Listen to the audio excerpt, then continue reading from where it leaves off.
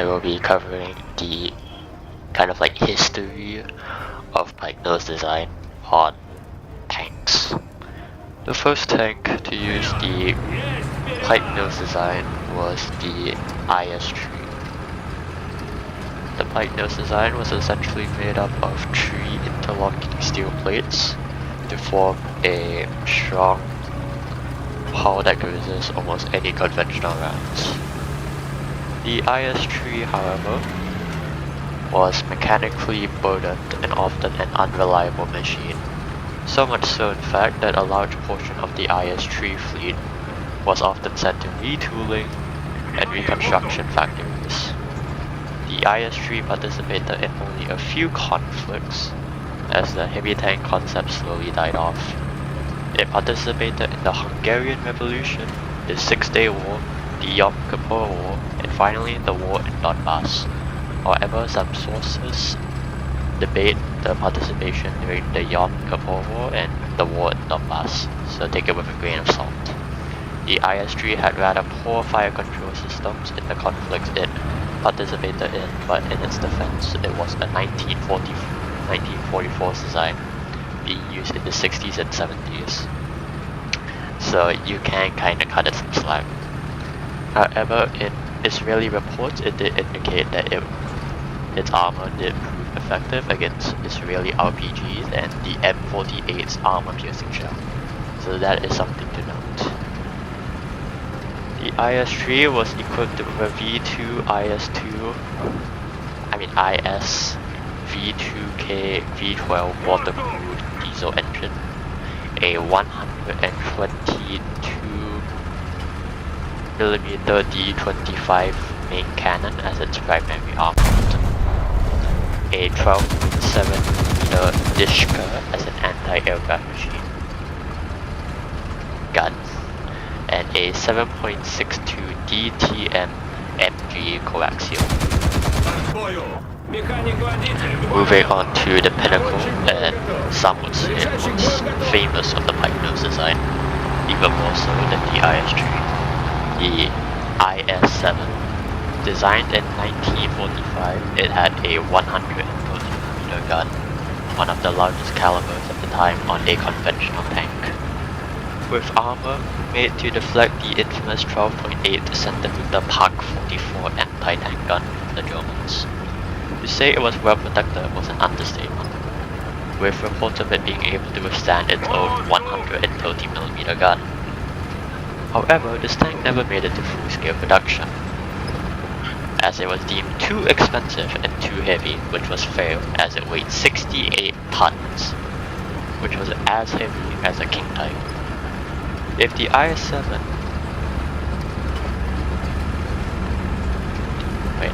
the IS-7's armament and engine includes the M50D V12 diesel alongside with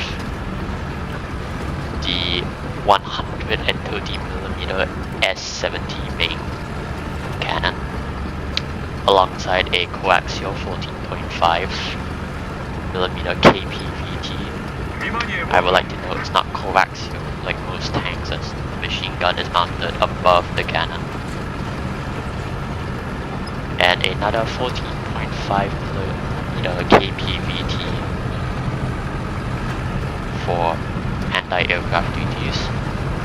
It also had 6 SGS machine guns, 2 hull forward-facing machine guns, those machine guns on the side, and two machine guns facing the rear on the turret, which are these, and 2 SGS machine guns mounted coaxial, which are these.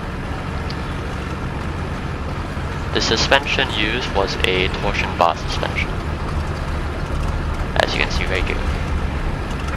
If the IS-7 was made to perfect the pike nose design, this tank was made to perfect it while maintaining a cheap price tag on it. We move on to the T-10M. The T-10M was the cheaper version of the pike nose design, maintaining the somewhat superior firepower of the IS-7 in the form of an upgraded 122mm D25TS gun, which had close to 300mm of penetration point blank, with its armor-piercing high explosive shell. It also allowed access to high explosive anti-tank fin stabilized shells, as well as armor-piercing discarding saber, which was pretty cool. The T10M wasn't as cramped as the IS-3, and also wasn't as expensive as the IS-7, with a semi-auto loading system. The reload was improved to be a somewhat middle ground between the IS-3 and IS-7. The T10M also had a dual-axis stabilizer for the gun, which that and the British Conqueror were the only heavy tanks to have them that were mass-produced anywhere. The T10M was designed in 1949 to 1953 as a replacement for the IS-3 and also IS-4M and also IS-7 technically. Heavy tanks with production starting from 1954 and ending in 1966. Despite being produced with around 1,400 being made, it in fact did not see active combat. However, there are some sources stating that they were used in the Yonge Boer War. However, these could have been the IS-3s as they look very similar, so you can take it with a grain of salt.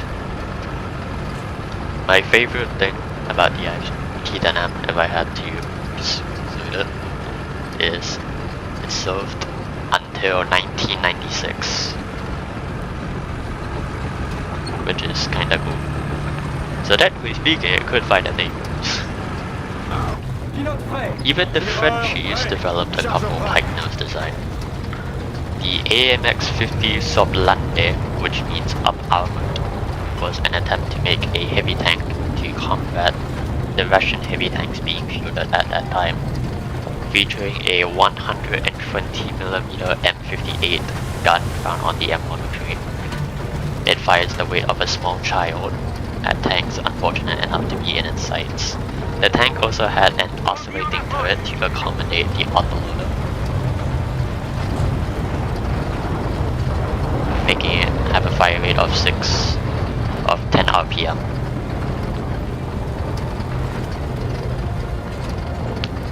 Which allows you to engage enemies, or in this case the horde of Russian tanks the French thought they would fight. Moving on to its later prototype, the AMX-50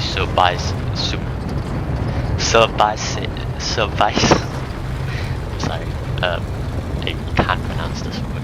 Sobice is essentially the same, but it has less angled armor. As you can see, it's at a much less steeper slope. And also surprisingly smaller. You know, it's not as tall. Pretty sure the Soblande is a little bit taller. But believe it or not, it is supposed to be smaller.